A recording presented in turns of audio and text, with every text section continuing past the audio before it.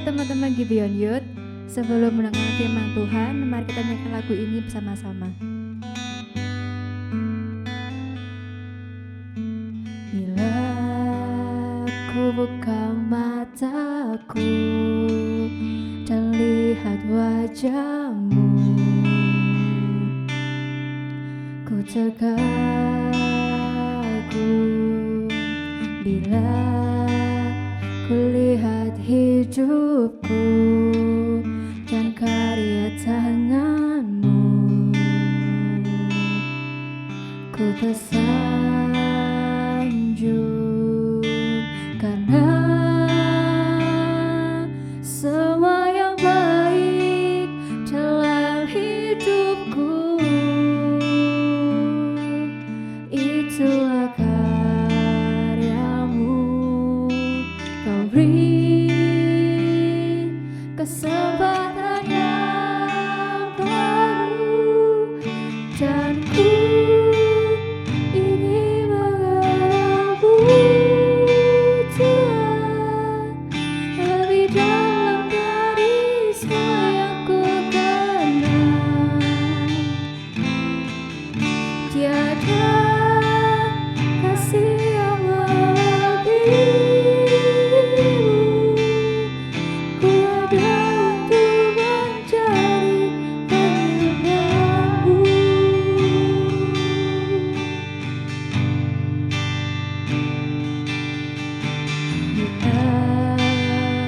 Buka mataku dan lihat wajahmu, ku terkagum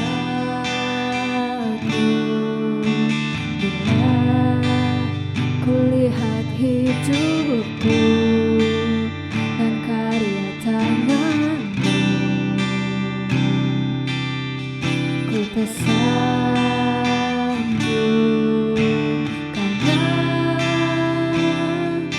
semua yang baik dalam hidupku itulah karyamu.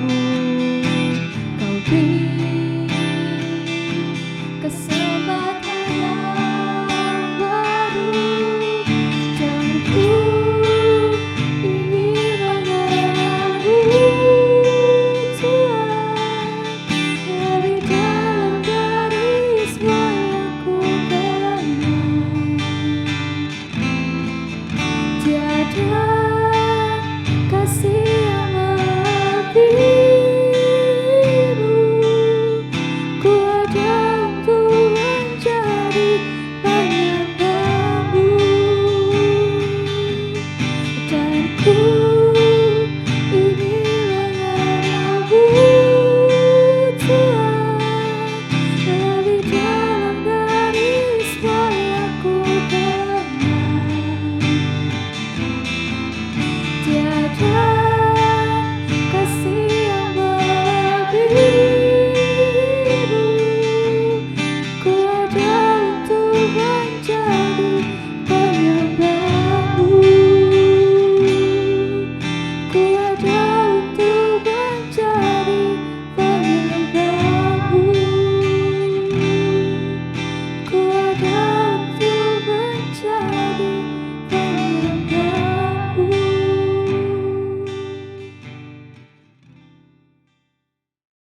Halo teman-teman semua, senang banget rasanya bisa ketemu sama kalian di Khotbah Youth minggu ini. Dan gimana kabar kalian? Tetap sukacita ya yang pasti. Nah, sebelum kita menuju ke sermon kita, ada beberapa hal yang mau aku sampein nih.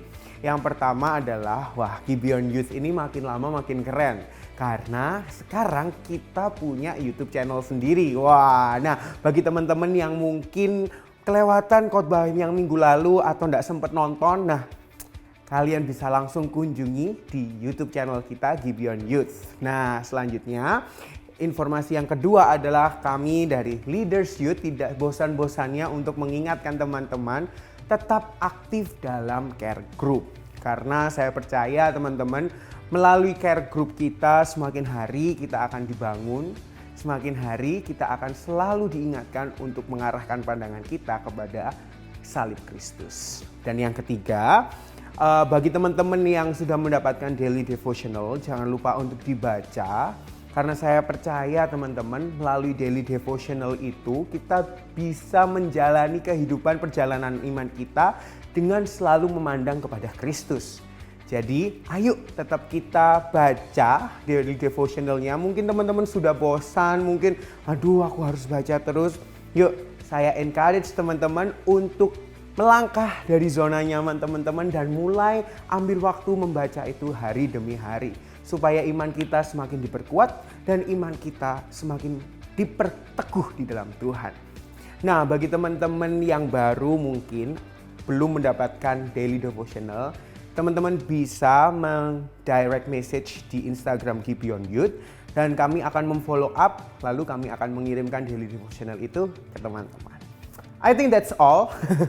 Kita menuju ke ibadah kita hari ini, ke khotbah kita hari ini ya. Tapi sebelumnya mari kita berdoa.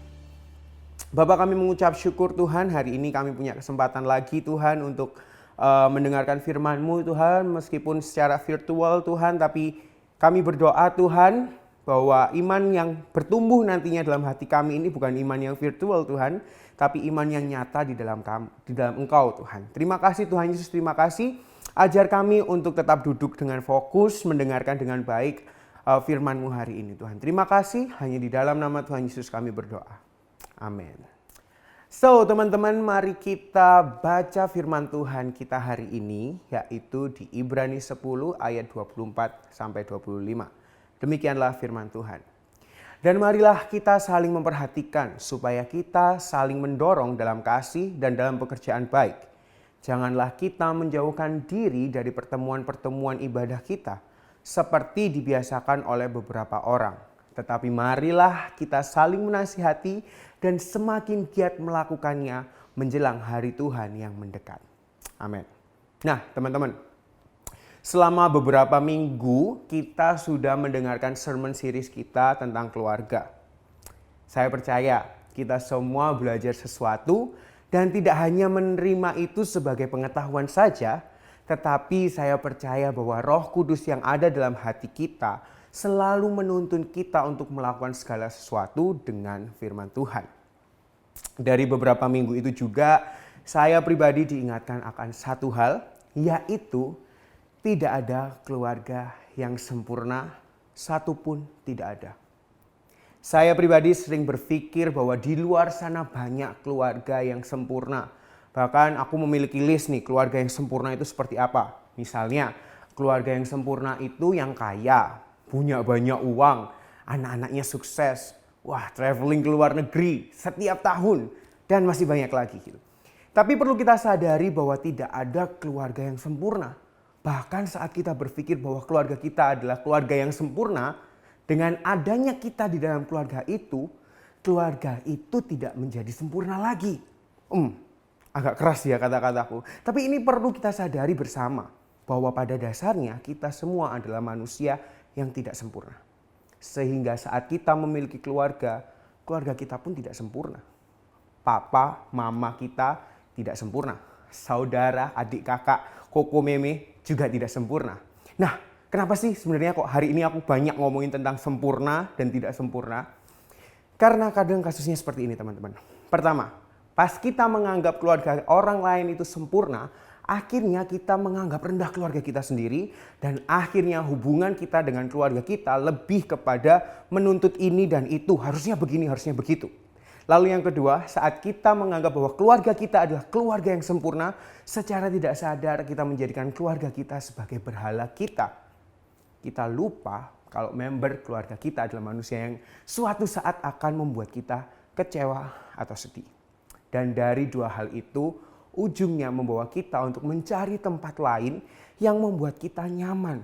Contohnya teman kita, sahabat kita, atau mungkin kita mencari pasangan hidup hanya untuk menemukan sesuatu yang tidak kita dapatkan dari keluarga kita.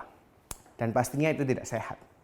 So, mari kita memiliki cara pandang yang berbeda terhadap keluarga kita. Cara pandang yang saya maksud adalah cara pandang yang sesuai dengan Injil. Maksudnya begini, Tuhan telah meletakkan kita di sebuah keluarga yang kita sendiri pun tidak bisa memilih mau punya keluarga yang seperti apa. Dalam arti Tuhan sudah merencanakan sejak awalnya, sejak kita lahir. Dan saya percaya dengan alasan itu kita melihat bahwa Tuhan membentuk kita untuk serupa dengan Dia melalui baik maupun buruknya keluarga yang kita miliki. Dan ini berlaku kepada semua anggota keluarga kita. Dengan demikian, kita bersama keluarga kita berjalan melalui perjalanan iman masing-masing. So, peran kita terhadap keluarga atau sebaliknya adalah saling menguatkan, saling support, dan saling memperhatikan. Cara pandang ini perlu juga untuk kita aplikasikan dalam hubungan pertemanan kita. Di usia-usia remaja, hal yang seru adalah saat kita memiliki teman yang banyak, betul? Teman yang seru, teman yang asik, but be careful. Jangan pernah berharap untuk memiliki pertemanan yang sempurna. Aku mau katakan bahwa mari kita membuka lebar lingkaran pertemanan kita. Tetapi bukan berarti kita tidak perlu memilih teman kita. Karena percaya tidak percaya, teman itu memiliki dampak yang besar terhadap kehidupan kita. So, mari kita memilih pertemanan yang bisa mengarahkan kita kepada Injil Yesus Kristus. Tidak salah saat kita memiliki teman yang seru atau asyik, tetapi pertemanan tidak hanya berhenti di kata, dia temanku karena dia orangnya seru, asik, baik. Tapi mari kita memiliki sebuah pertemanan yang selalu mengarahkan kita kepada karya penebusan Kristus di atas kayu salib. Tapi nanti aku dibilang fanatik, sok suci, dan lain-lain. Saya percaya orang yang mengenal Injil Kristus tidak menjadi fanatik, eksklusif maupun sok suci. Tapi justru menjadi orang yang penuh kasih dan membawa sukacita. So, di dalam pertemanan kita mari bersama dengan teman kita menjalani perjalanan iman masing-masing. Biarlah pertemanan yang kalian miliki yaitu dengan saling memperhatikan. Supaya kita saling mendorong dalam kasih dan dalam pekerjaan baik. Amin.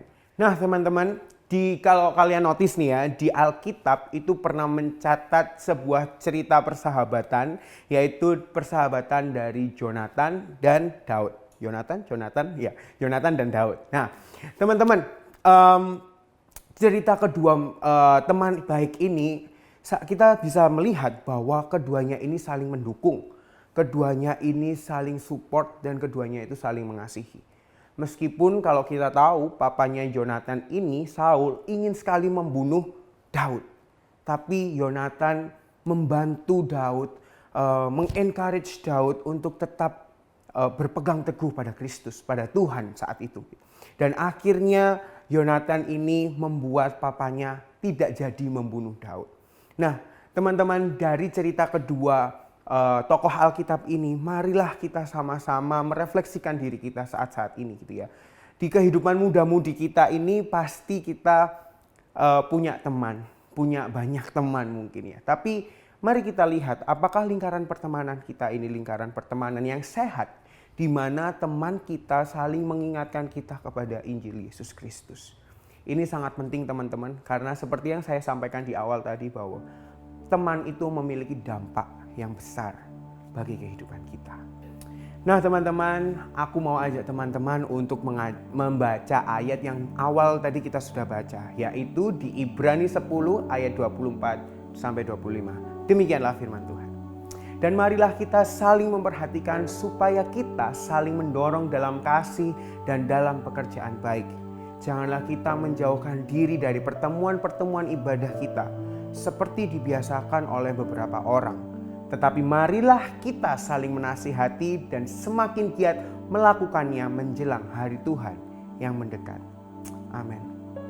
Kesempatan hari ini kita sudah belajar tentang keluarga dan teman, dan hari ini saya tidak bosan-bosannya untuk mengingatkan diri saya sendiri dan teman-teman untuk tetap aktif dalam kegiatan care group. Karena melalui care group kita akan memiliki lingkaran pertemanan yang selalu mengingatkan kita kepada Injil Yesus Kristus. Saya tidak mengatakan bahwa orang-orang di care group itu orang-orang yang sempurna, tapi justru dengan ketidaksempurnaan kita semua berjalan dalam kasih karunia yang menopang kita masing-masing untuk menjalani perjalanan iman dan tidak menjalaninya sendiri, tetapi bersama saudara seiman. Amin teman-teman. Mari kita sama-sama mengingat akan karya penebusan Kristus bagi kita semua. Dialah yang menjadikan kita semakin hari semakin serupa dengan Kristus. Mungkin kita sering lalai, mungkin kita terjebak dalam kondisi mood yang tidak baik, sehingga itu berdampak kepada hubungan pertemanan kita, hubungan dengan keluarga kita.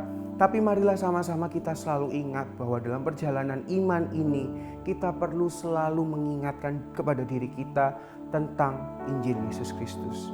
Dan care group adalah tempat yang baik untuk kita bisa sharing, untuk kita bisa menjelaskan, menceritakan apa yang menjadi segala problem dalam setiap musim hidup kita.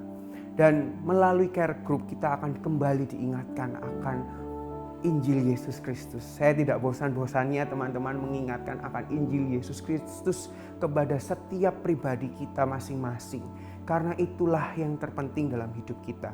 Mungkin kita bisa mengatakan bahwa keluargaku yang terpenting, pertemanan itu yang terpenting. Tapi saya mau katakan teman-teman bahwa biarlah Injil menjadi pusat keluarga kita dan Injil menjadi pusat pertemanan kita. Amin teman-teman. I think itu aja yang mungkin bisa aku sampaikan ke teman-teman. Saya percaya kita juga semakin hari semakin diingatkan akan ini ya teman-teman. Saya pun sendiri mengalami struggle ini itu, tapi saya bersyukur bahwa saya tertanam dalam care group yang saya bisa menceritakan apa yang menjadi problem saya.